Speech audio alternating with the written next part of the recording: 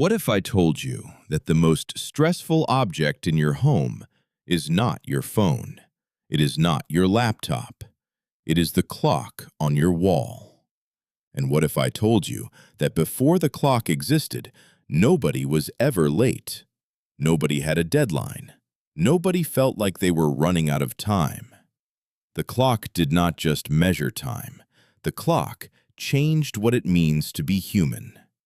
This is the story of the invention that enslaved the world. For almost all of human history, there were no hours, there were no minutes, there were no seconds. There was only the sun. You woke up when it rose. You worked until the task was done. You slept when it set. Nobody told you to be somewhere at a specific time because specific times did not exist. If you were hungry, you ate. If you were tired, you slept. You were not late, you were not early. You simply were.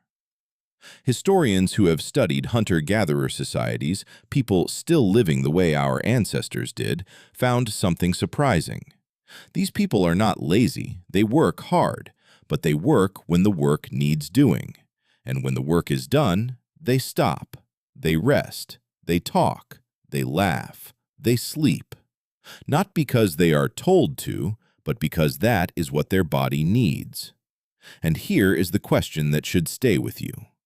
Which life sounds more human, theirs or yours? The first attempts to measure time began in ancient Egypt and Babylon with the sundial, a stick in the ground, its shadow moving as the sun moved, simple, effective, and completely useless on cloudy days or at night. Then came the water clock, a container with a small hole. Water dripped out at a steady rate. The level of the water told you how much time had passed. The ancient Greeks used water clocks in their courts to limit how long someone could speak during a trial. Imagine that. The first use of a clock in human history was to stop people from talking too long. But these early devices had one thing in common. They measured time. They did not control it. Nobody obeyed the water clock. Nobody organized their entire life around the sundial. Time was still something that happened to you, not something that ruled you. That was about to change. 13th century, northern Italy. Christian monks in their monasteries had a problem. They needed to pray 7 times a day at specific times, and they had no reliable way to know exactly when each prayer time arrived. So they built something new, a mechanical device, gears and weights, a machine that could track time automatically. The mechanical clock was born, and at first it seemed like a simple solution to a simple problem. The monastery bell rang, the monks prayed, life continued. But then something unexpected happened. The villages surrounding the monasteries started listening to the bells. The merchants started organizing their markets around the bell schedule. The workers started timing their labor by it. One historian described what happened next as one of the most significant shifts in human psychology in all of history. People stopped living by the sun and started living by the clock. And they have never stopped. For centuries, the clock spread slowly, from monastery to town, from town to city. But then came the Industrial Revolution, and everything accelerated. Factory owners discovered something powerful. If you pay workers by the hour, you need to control the hour. Suddenly, clocks were everywhere, on factory walls, at the entrance of every building. Workers were fined for arriving late, fired for leaving early. For the first time in human history, your value as a person was measured in units of time.